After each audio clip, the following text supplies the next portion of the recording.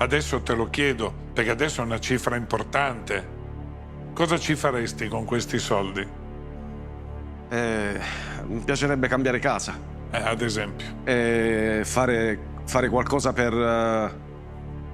un reparto di oncologia pediatrica della mia città, di Taranto.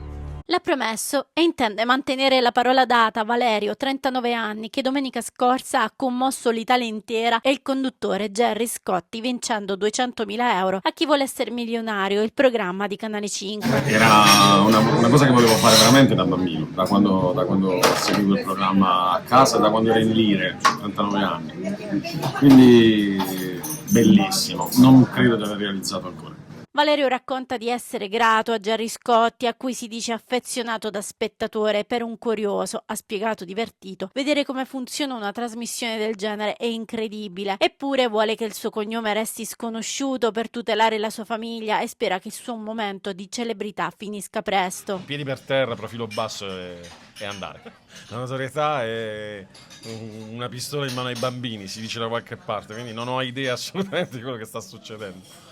Appassionato alla cultura e tanto schivo da avere a malapena un profilo social, Valerio è laureato in lingue e letterature straniere per qualche anno. Come tanti tarantini ha peregrinato, prima come studente a Parma e Perugia, poi all'estero, in città come Parigi e poi nuovamente in Italia, lavorando sempre nell'hotellerie. Oggi è un orgoglioso concierge di una delle più importanti strutture alberghiere della Puglia ed è contento di sentirsi necessario, un professionista di alto profilo, ma purtroppo ancora stagionale. Lavorare solo da aprile a novembre non gli fa percepire quella stabilità che vorrebbe, nonostante si senta tanto realizzato. Com'è la vita qui? È una vita, secondo me, che va impostata sul principio della decrescita felice, in un certo senso. Ho vissuto a Parigi, ho visto tante realtà italiane medie, grandi no in realtà, non ho mai vissuto a Milano o a Roma.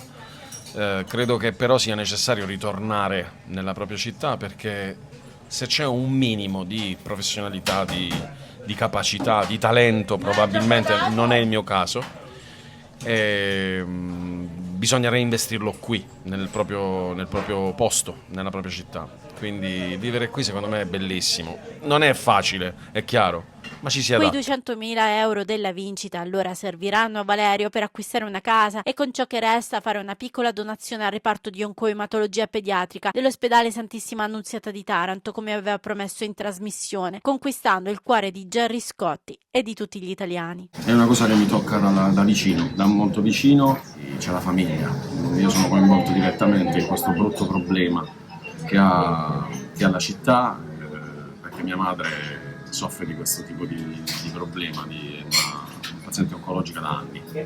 È un gesto piccolo, un gesto che ancora non ho fatto, al contrario di quello che hanno annunciato alcune pagine social, che farò a tempo debito.